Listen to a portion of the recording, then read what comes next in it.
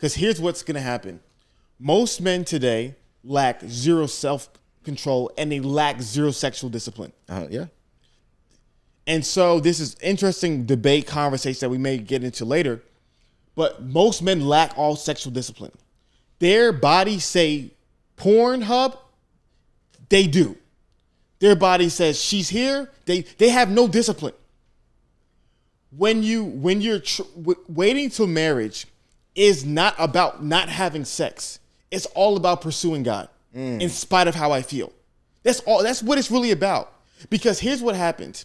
If you're simply waiting till marriage and you have sex, guess what? I didn't wait anymore. So what do? Keep on having sex.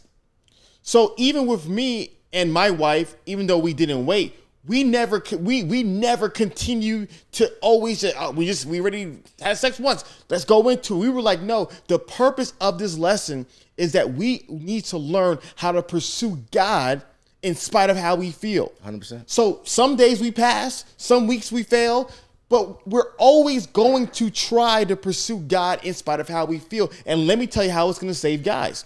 Because if you are a successful guy, if you are an ambitious guy, if you are a man who's improving and leveling up and tapping to his full potential, there's going to come a time in the day for all the guys who struggle with pornography that woman that you see in that pornography video is going to want you in person. And you're going to be married and you're going to have children. And if you've never learned, I'm not talking about no average Betty. I'm not talking about no, big beluga whales. I'm talking about the woman that you're watching on those videos. A woman like that is gonna want you in 3D, and and the difference is, it's one thing when you're having to talk to her and no, she's on you.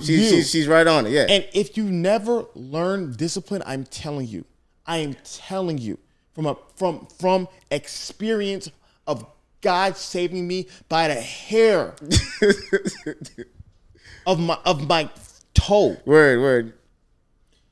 Literally, you will fall and you can potentially ruin your life. As a man, right? I think sometimes, there's the whole gender role discussion and all of that. But something that I've realized is, one, if I'm not following God and I have a woman following me, she's following a limited resource. Because I'm an imperfect person. So if it stops with me, then that's where the relationship stops. And if I'm pursuing God, then it's like we're going for something that is never going to be attainable, but that's great because it shows the level of room that there is to grow in the relationship. And on the other end, when finding a girl to date, there's also there's also for me, I found a comfort in knowing that a woman, my girl, is focused on at least pursuing excellence in that regard as well. So that I know, we're both running for an unachievable standard. But to your point, I love what you said. That is the standard though. And I think that there's a peace of mind that comes on both sides when, you know what I mean? When that's something that both partners are pursuing that helps foster a trust to, you know what I mean, within the relationship that I think, is something that you can feel comfortable laying in. Because sometimes, it's whoa,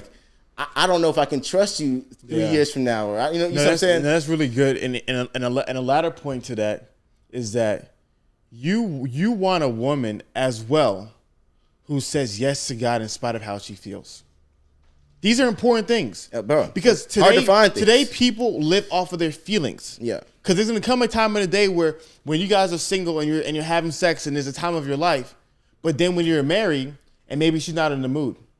You see, before when she was single, when she felt like doing it, even though she wasn't supposed to do it, she did it anyway because she let her feelings control her. But let's say you're married and now she's not in the mood. Her feelings tell her, I don't want to do it. Is she going to do what's beneficial for you? She won't. Because her whole life she's learned what I feel, I do. You want a woman who... You talking right now. You want seriously, a man, you want a woman who she has a higher power to hold herself accountable to.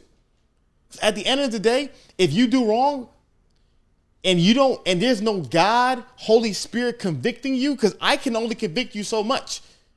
Whatever you're doing in the dark, I can't convict you of it. I don't know. But you want a woman who has, as Solomon said in the book of Proverbs, the fear of the Lord is the beginning of wisdom.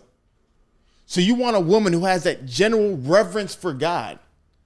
That's what will create that wisdom in her behavior. Yeah. I think that's important.